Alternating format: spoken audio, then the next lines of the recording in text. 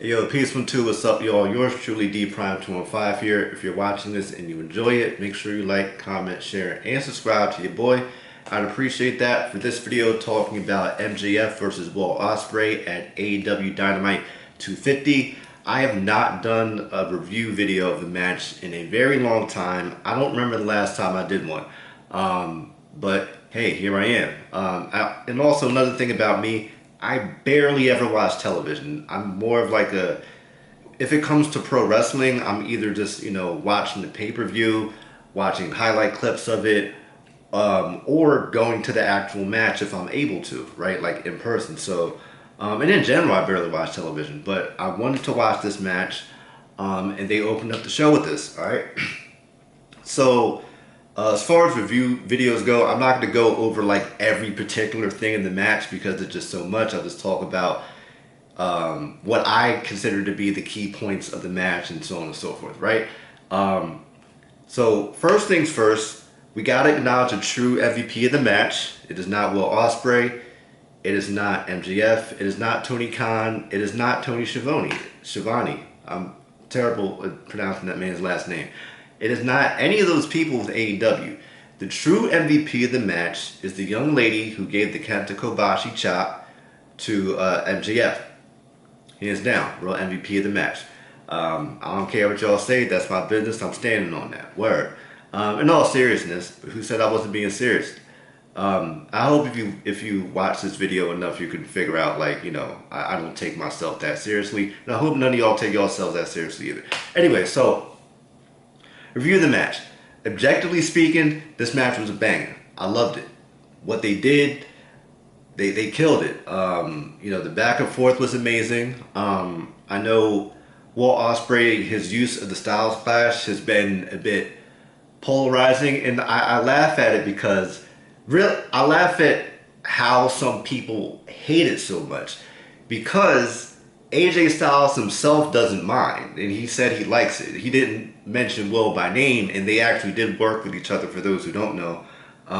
Back, it was like 2015, back when Will Ospreay was like, what, 21, 22-ish? So yeah, like they work with each other. Will has taken at least one Styles Clash from AJ Styles himself. So, if anything, I mean, if he's, like, him using the move, I think, like, he kind of has a right to use it again, but I thought two things are pretty interesting about how he did the Styles Clash. So he did it twice in the match, if I'm not mistaken. Once he hit it on the apron, which was insane. I'm like, how do y'all even have space to do that? And then secondly, I think he was the first person other than AJ himself to do a Super Styles Clash. I thought that was great. So that's that. I thought the match was amazing. I was surprised to see MJF put Will Ospreay through a table with a diving elbow drop to the outside. Just didn't see that one coming. I thought Will Ospreay's selling was really good. I know, elephant in the room here, like his selling is, not necessarily liked by people generally speaking because, he is very, fast-paced, and sometimes the selling isn't, as apparent, put it that way, right? But I think he did great in this match with that. MJF, man, the way he, listen, man, I gotta say this about MJF. I understand, he plays the heel role a lot. He's kind of like the anti-wrestler, the anti-typical AEW guy. I like that. I really do. But when he gets put in the ring with people like Will, people like Takeshita, he knows just how to turn that, for lack of a better term, that fast-paced, high-flying style on, and I think that was on excellent display here. And he wasn't trying to out Ospreay Will Ospreay. He was just kind of playing along and playing like the anti to that as well. It was a nice balance of that. I like that. One of my favorite spots in the match was the hidden blade, the suicide dive hidden blade, because I'm just like he did the move. I'm like, yo, why did no one think of this? Why? It was just such a no-brainer, man. I love that spot. It kind of came to you out of nowhere. Will, he also hit, I think, his first Sasuke special in AEW, and certainly his first one in a long time. He doesn't do the move that much, right? So that's that. As far as the match, I thought it was great. I hated the ending of the match, not because Will lost. I really don't really care that much about if he won or lost. My only issue was like, why would you go through like all of that in 60 minutes and then like kind of hesitate with the Tiger Driver or the Storm Driver? Well, Tiger Driver for real. I just didn't get that, like, because what was the story about not using that against MJF? Now I do understand the Daniel Bryan. I'm gonna have some AEW mark come in the comments and try to crucify me for that. Bryan Danielson, I don't understand that particular thing either, because okay, he hits Bryan Danielson with the move, kayfabe injures Danielson. Danielson was back in like 2 weeks. Dude just like responding with full health out of nowhere. Like I could see if Danielson was like storyline sideline for X amount of months. Danielson's back, so like that move doesn't really hurt people. I mean, in kayfabe at least, right? So I don't really get why he doesn't want to do the move. Like when you really think about it, it's like, what's the real point, right? So yeah, the ending I did really like. And another thing about this match, right? Again, I like the match itself. My issue with it was the timing and placement of this match, okay? This was the first time these two wrestled each other.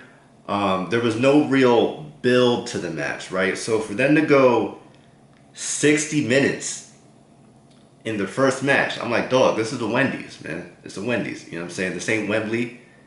This ain't All Out. This ain't Revolution. This ain't Double or Nothing. This ain't Forbidden Door. This is not like a big pay-per-view. So why y'all going 60 minutes in y'all first one-on-one outing? Like, you know what I mean? I just thought that was really unnecessary. I think they could have told the story in way less time. And it was the opening match. It's just like, yo, like, I could have went to the store and came back and still wouldn't have missed that much because they went so long. And the whole fighting in the crowd and, putting the MJF in the trash can, that was a good spot. I was surprised the trash can didn't fall over, because those spots don't tend to go over as clean as they did in that match. Fighting backstage and everything, it was really creative. It was nice. My whole thing was just like, why are you doing that in your first match? So I do understand why people were, some people are like, oh, like I hate this match. It is what it is.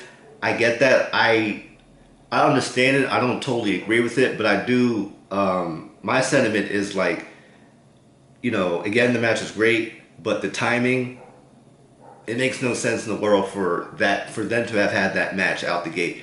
That, to me, if you're going to have a match that goes 60 minutes, for one, that can't be the first one. Two, y'all got to be at least bare minimum 3 months into the feud. This is the point where, like, someone disrespected the other person's significant other, somebody's mom got disrespected, you're going to sideline somebody's, stable mate or whatever it is, then you go all out, right? Like, if Adam Page and Swerve Strickland went 60 minutes, I would understand that, because they have a really wild history. You know what I mean? Like you would get that, but MJF and Ospreay out the gate, I'm like, yo, what's the point? Like, why y'all doing all that? You know what I mean?